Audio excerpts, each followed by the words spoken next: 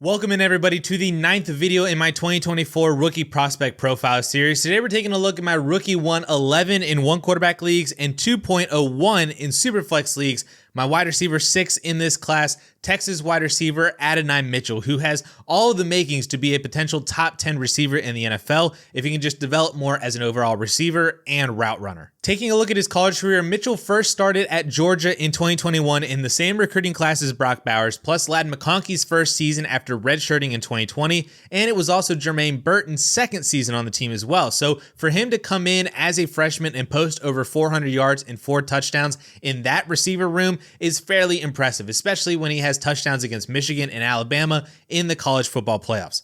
Unfortunately, in 2022, Mitchell sprained his ankle in the second week of the season and did not return until the college football playoffs that year. So in 4 games played, he only accumulated 134 yards and 3 touchdowns on just 9 receptions. Mitchell then decided to transfer to Texas for the 2023 season and had his best year yet opposite of Xavier Worthy, to the tune of 850 yards and 11 touchdowns on 55 receptions in a breakout junior year, including some massive games against Kansas and Kansas State and 2 touchdowns against Alabama in that season against Texas. And it's this 2023 season that has led him to become a potential first-round pick in the NFL draft. All right, so let's go into the analytics. And if you have watched these videos before, you may be familiar with my marker system, which is simply a series of checkboxes or baselines that I want players to hit based on what previously successful NFL players had coming out of college. And at the wide receiver position, I have 16 markers that are checking for various production and athleticism metrics with a final adjustment at the end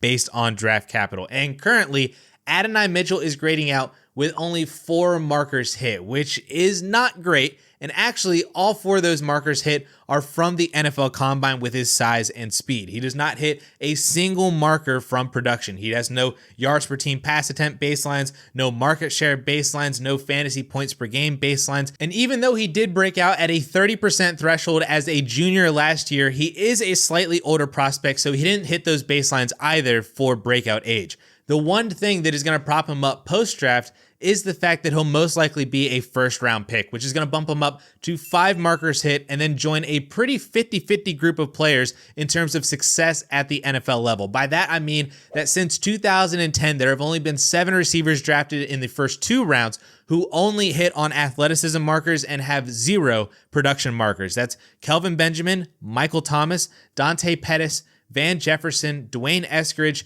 Jalen Waddle, and then Jonathan Mingo. Now, 3 of these players have posted at least one top 24 season. Jalen Waddle and Michael Thomas have actually posted multiple top 12 seasons in their career, but the other 4 have been or are currently turning into busts at the NFL level. But if you want to make the list a little bit prettier, Jalen Waddle and Kelvin Benjamin are the only 2 who were drafted in round 1 on this list. So maybe that's a signal that if the NFL likes you that much to draft you that high, chances are you'll be given some pretty good opportunities to succeed, and then it's just up to that player's development if that success is maintained. And that is the key word here for Adonai Mitchell.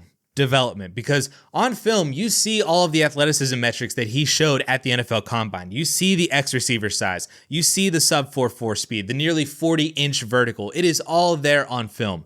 What you don't see is extreme consistency. He's a very solid route runner, but he wasn't asked to do a ton at Texas in terms of a variety of routes. It was mostly in breaking or vertical concepts that stretch the field with his speed and makes himself available as a huge target over the middle of the field. But he is not going to finesse a defensive back with all this movement and turning and deception like Allen Iverson on a crossover. He also is a very fluid runner though, with good body control and flexibility, and he's also displayed a very wide catch radius at times to use his 6'2" frame and longer arms to go up and get the ball or make catches away from his body, which isn't entirely uncommon with Quinn Ewers at quarterback. But again, these are all flashes and moments of elite play. And there are other moments where he just doesn't go up and attack at the catch point, where defensive backs are able to get a little bit more physical with him, throw him off his routes, or don't allow him to get up to the ball. And he's not an overly physical receiver, even though he could be more often. He's also not a natural hands catcher, so that very often leads to body or cradle catches, which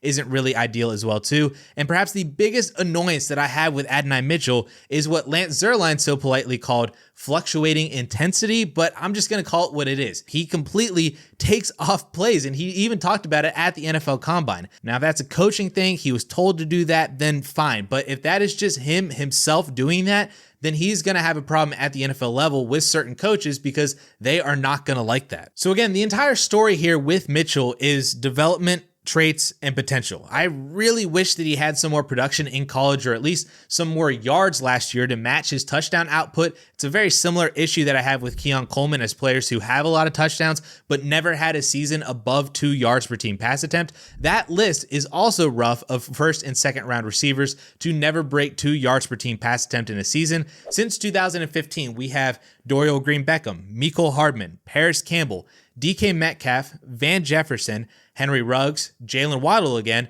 and then Terrace Marshall. Again, Ruggs and Waddle are the only first rounders on this list, so that makes it more of a 50-50 hit rate for just first round receivers, but overall, it is not typical for a player to not produce in college and then suddenly produce in the NFL. However, if he is a first rounder to a couple of select landing spots, then his value will most certainly rise because of that. I mean, as we all know right now, the best landing spot has to be Buffalo after the Stephon Diggs trade. There may not honestly be a better landing spot for any receiver this year than the Buffalo Bills with Josh Allen. And everything just fits perfectly for Mitchell to land there in the later half of the first. Even if the Bills got to trade up a little to go up and get him, that landing spot would probably make Mitchell the de facto wide receiver 4 in the class, and possibly even wide receiver 3, depending on if Odunze lands somewhere less than ideal in the top 10 or top 12. I think Arizona would also be interesting considering that they pick one spot before Buffalo at 27 overall. I don't think it's extremely unlikely for Arizona to double dip at receiver after losing Hollywood in free agency. So even if Adonai Mitchell's coming in as the wide receiver 2 with Marvin Harrison or Malik Neighbors,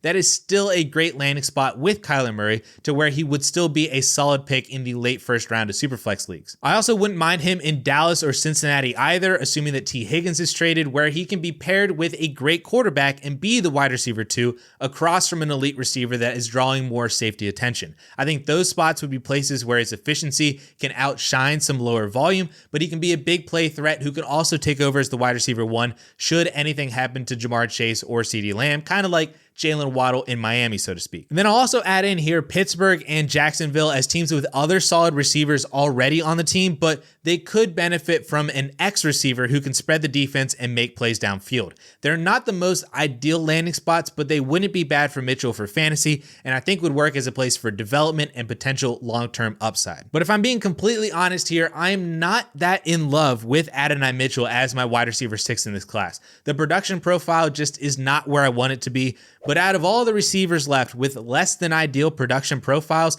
I think Adonai Mitchell is the one that I'm most inclined to take the shot on because of that athleticism and potential at the NFL level. And the only one that I feel has even a moderate shot at being a top 10 receiver in fantasy football, especially if he lands in Buffalo. But as I've said in a couple of these videos now at this level in rookie drafts, if you are able to put together a trade to move up into the Odunze tier of receiver or even higher, or in Superflex, get into a pick that could net you Jaden Daniels, Drake May, or even JJ McCarthy, that might be worth exploring now to improve your odds of hitting on a rookie. And I wouldn't mind that if you have a pick that you're considering taking Adonai Mitchell with in this year's rookie class.